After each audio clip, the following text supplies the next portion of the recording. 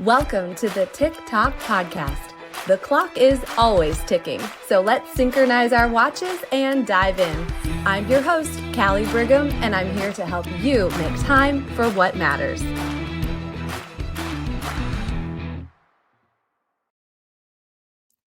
Hey friends, welcome to another episode. Let's sit and have a chat, shall we? One of the things that I love about a group like a mastermind is that you start a mastermind group with maybe some direction in mind, but as it progresses, you really start to discover and uncover some gems. It's like we are explorers in a new world. We think we're heading towards one direction, and all of a sudden, we realize we got to set up camp here. This is something we really need to talk about. And in one of my mastermind groups, we discovered ta-da!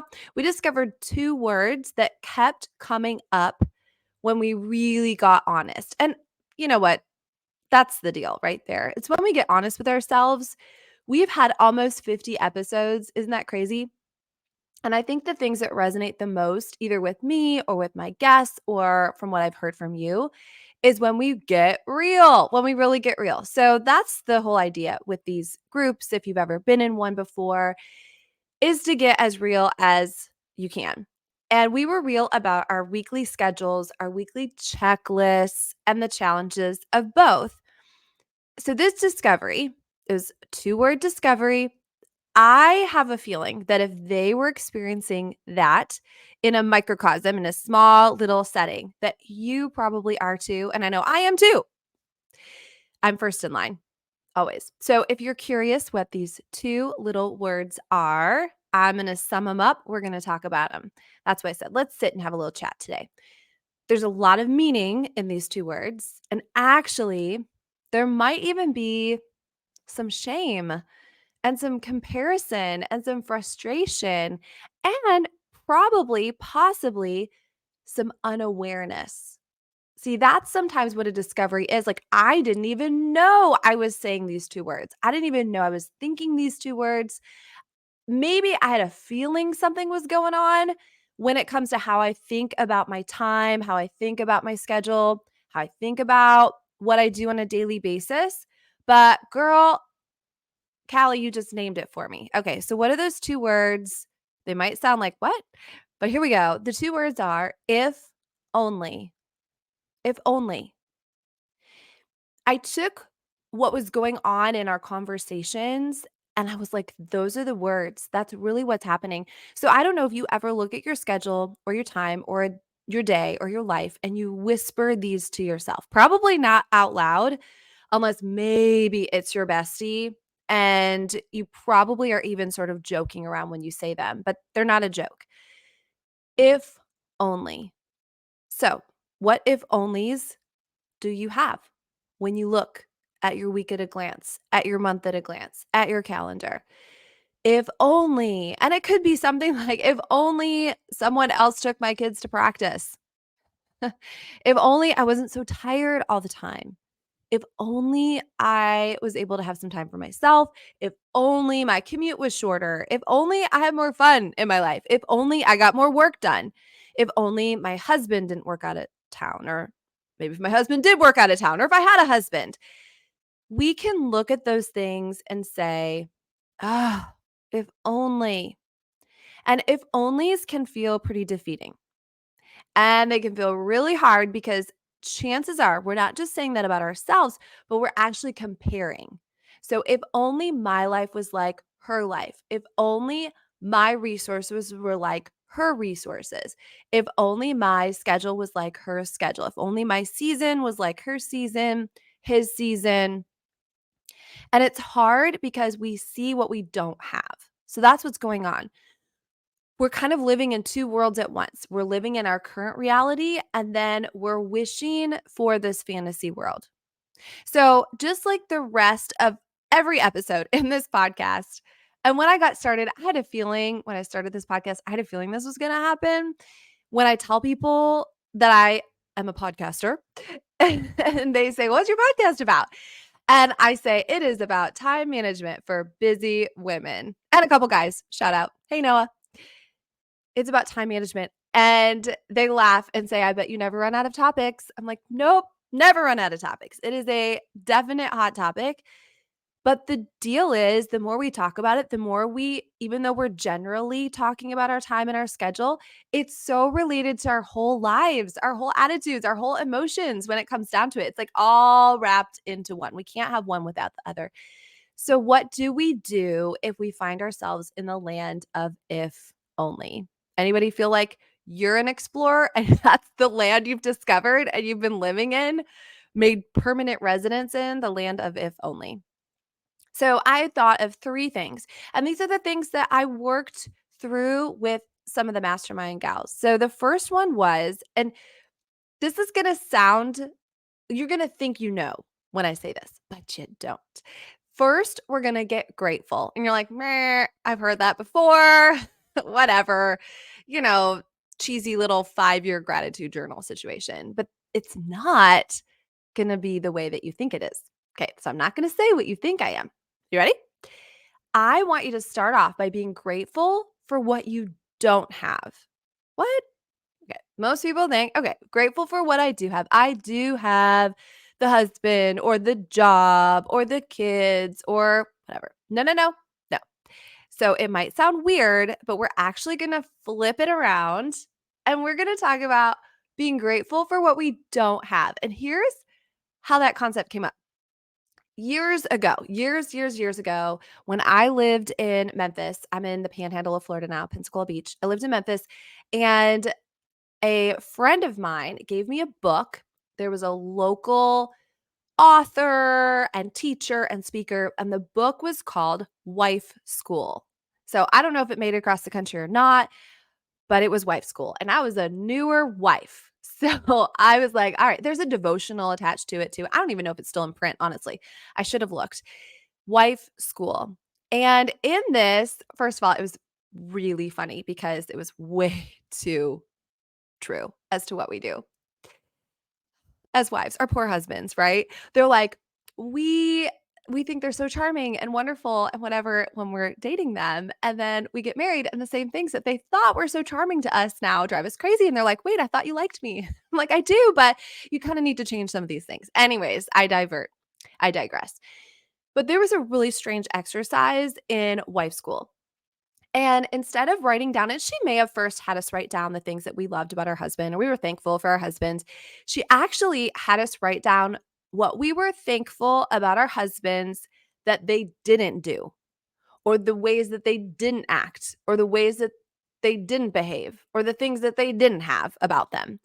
So, my grateful list, I'm sure, was pretty normal about the reasons I loved him, but I'm telling you what, when I started to write down what I was thankful that he didn't do, that list was like 100 times longer because I started to think, you know what? I'm actually glad that he's not like this, or he doesn't behave like that, or he doesn't react like this, or he doesn't, whatever.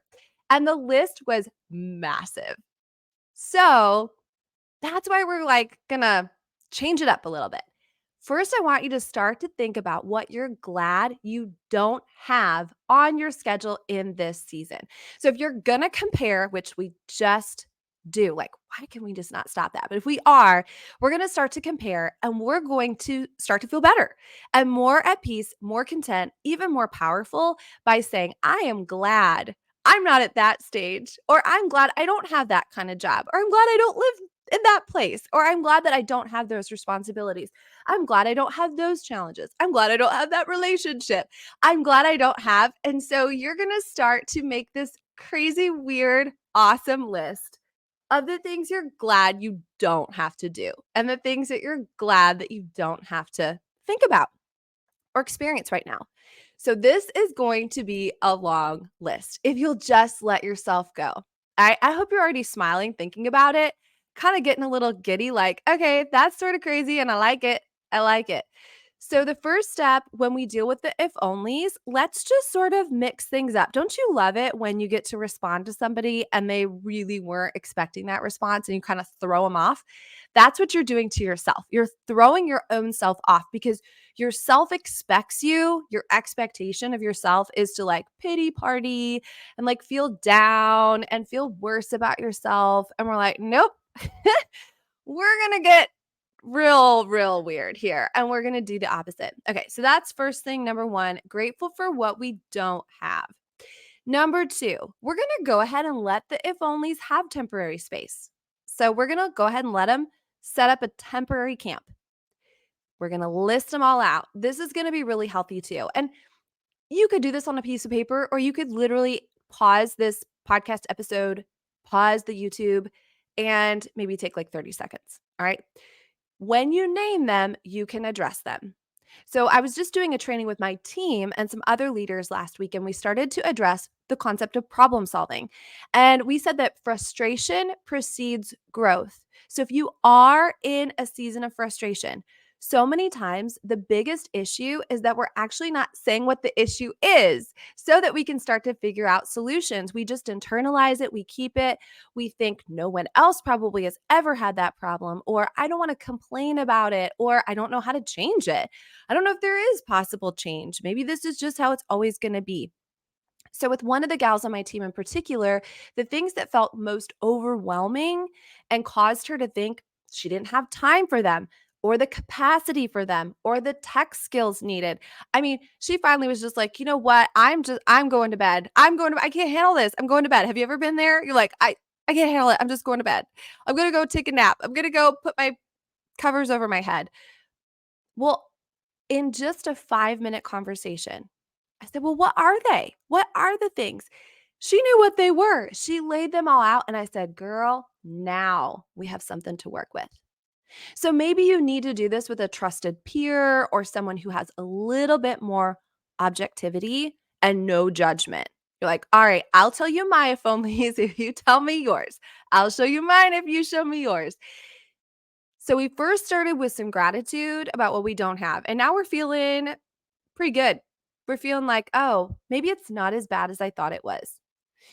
Maybe where I'm at in my life and the amount of time that I have and the resource that I have, maybe it's actually pretty decent. And then the next thing we're going to say is, all right, so what are those if onlys that are like absolutely like pinballs in my brain? I can't sleep because I'm thinking about them and it creates chaos in my life. I'm going to go ahead and say them. I'm going to say them out loud. I'm going to say them to somebody who will not judge me in them and will say, "Oh, okay. All right. Interesting." That's the best answer you can say to somebody when they're sharing something pretty maybe scary to share. Interesting. Interesting. And then number 3, you're going to decide what you're going to do about what you're going to do about the if onlys. That is harder to say than I thought. What you're going to do about the if onlys. I mean, are you just simply going to say, you know what? It's just not the season for me to live in that way. And that's okay. Seasons change in our life about every 3 months. So maybe it's just a if only for now. Or maybe it's an if only that says, girl, you have got to start to delegate more.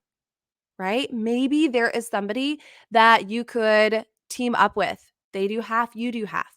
Maybe it's time to hire some help. We've talked about that in previous episodes. We've talked about how to take some of these things and how to automate them. Do you guys remember that? My friend Kaylee is an expert at that. So if you need to go back and listen to her episode on automation. That's episode 29. So maybe there's some of that as well. Or I've had episodes on delegation. Maybe you're going to start to really just to do the problem solving, the how can I? Or maybe the if onlys, you're just going to have grace on yourself. Because I think once we get to number 3, we're just going to decide sometimes we just need to vent. All right, maybe it's just healthy, like let off the steam, let it out. So do I need to vent or do I need to change? I have another gal on my team. Oh my goodness, I love her. We use a tech tool called Voxer. It's like a walkie-talkie, but it records the messages. And she loves to leave me, and I'm glad that she does, really, really long Voxer messages. Well, I realized one day I needed to know what these Voxer messages really contained. Were they Voxer messages where she literally just needed to get it out? Or were they Voxer messages where she was wanting my advice? So I said, hey, will you do me a favor? The next time you leave a 10-minute message, 12-minute, 14, there's a 15-minute limit on them. I said, next time you leave me one, will you just type below, like, hey, I just needed to vent and get it out? Or like, hey, will you listen and tell me your thoughts? And she was like, absolutely. And probably 9 times out of the 10, she just needed to vent. So sometimes, you guys, that's really all it is. Like, oh, I'm just having one of those days, one of those weeks. I wish I could just go to an island somewhere and, sip on something yummy. But in reality, I love my life. I love my schedule. I love, right? So do I need to vent or do I need to change? And isn't it crazy? I'm just going to say this one other thought. Isn't it crazy that what we have going in our lives, in our schedule, could be someone else's if only? Hmm. That might have needed its own point by itself. At the end of the day, the things that we have that we've even worked for and prayed for that we're now like, oh my goodness, I can't handle it. Somebody else actually right now could be saying, if only I had that experience, that lived that out, was like her in that way. Wow, right? So I just want you to take a deep breath today. Maybe go back and listen to episode 46 on spring cleaning your calendar. Maybe you're like, okay, I heard it, but I didn't hear it. I really need to purge everything off of it, look at the clean slate, and then go ahead and one by one put things back in. Or maybe you want to go back and listen to episode 30, the How Can I episode. Or maybe it's just going back and remembering that we've been talking about prioritizing sleep. Maybe it's just if you got enough sleep, you can handle everything else. Or maybe it is time to shake things up. Only you know. But don't just listen today to remember or to be entertained. Listen so you can create what you want. Listen to grow. Listen to be and have an impact on someone else because you have the capacity to do so when you are in that attitude of gratitude. And I don't say that as a cheesy line. I think I may have shared this story before, but it bears repeating. So, my cousin Sarah, her husband Craig, is one of those ultra marathoners. They're the ones that they don't just do, 26 miles, they do 100 miles all in a row in 24 hours, running through the day, running through the night. They're like stopping and eating hamburgers and then keeping on running. So, Craig was at dinner with us. They'd come to visit, and I'm fascinated. One of my top 5 strengths from Strengths Finders is maximizer. So I'm super fascinated by people that really stretch themselves and push themselves. And I love to watch like Surviving the Cut, which is about special forces. You can find me probably watching that over a Hallmark movie. Anywho, so I said, goodness, how do you train for something like that? Like, how in the world do you train? And he said, first of all, you never train the full 100 mile. Like you just don't. You train at a certain capacity. And if you could do that, you could do the rest, which is a whole interesting thing in of itself. Like if I can do this much, I can do that much. He said his coach and mentor also told him that you train for the moment in the race when you want to quit, but you don't. Okay, that's a whole another topic. You train for for the time in the race that you want to quit, but you don't. Hmm. Okay. And so his coach said, "You're gonna wanna quit. You're gonna wanna give up. So, what are you gonna do when that time happens?" And Craig says, I don't know. I mean, it was the middle of the night. There's not a lot I can do probably. There's like, I'm running by myself. He said, you know what? I'm just gonna start saying what I'm grateful for. I mean, that was his deal. I'm just gonna start saying it out loud, what I'm grateful for. And his coach was like, sounds good. So sure enough, what do you think happens? In the dead of night, when he's exhausted, his body is at its limit. He's probably now running further than he'd ever run in a row. And he said he was ready though, like mentally, he was ready for it. So he started to say what he was grateful for, like over and over and over. Little things, big things, you name it. So the sun comes up and finally he's finishing his last mile. And there is his friends and his family, my cousin and their kids. They're all there, like, woohoo, good job, Craig. And he crosses the finish line. And one of his buddies said, how do you feel, man? And he said, without even thinking, like without even conscious thought, he said, I feel grateful. So this is like life lessons, friends. I promised you it wasn't about a pretty planner, although God bless pretty planners and pretty pens. It is about knowing that if you've done this, like my friend Dawn said, you've survived 100% of what you've been through. If you've done this, you can do more. Training for the moment when we want to quit and knowing what we're going to do. Training for the moment when the if onlys creep in. What am I going to do? I'm going to say, you know what? That may be true. That may be true, but I'm glad it's not this. I'm glad I don't have to deal with that.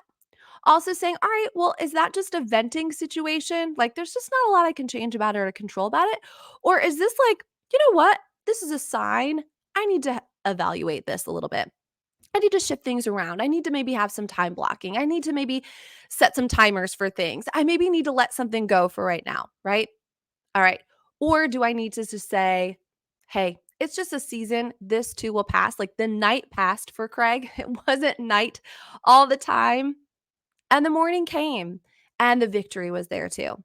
All right. Speaking of victory, next week.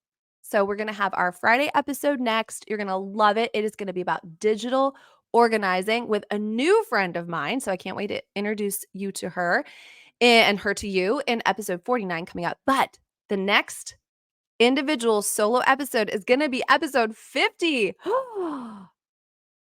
We need a party like confetti and cartwheels and all the bells and whistles. So, in anticipation for episode 50, will you share, rate, and review our podcast so we can continue to grow? We've got so much more to come. I have absolute total giddiness about all of the guests that I've got coming on and just connecting with you more. So make sure you're in our TikTok tribe. This is our Facebook group. All this is always in the notes. There's always that free downloads that I have and ways to connect to. I'd love to hear from you. Rate and review and share, and let's get ready to celebrate 50. And I just have to say, that when I look at my calendar, I never ever say, if only when it comes to this podcast. This has filled me with so much joy, and I love spending time with you. So thanks for listening today. Make it a great one, and God bless. Thank you for joining me on the TikTok podcast. Please subscribe, rate, and leave a 5-star review. Your feedback fuels our mission to help you master your time. Set your alarm for our next episode, and until then, make every moment count.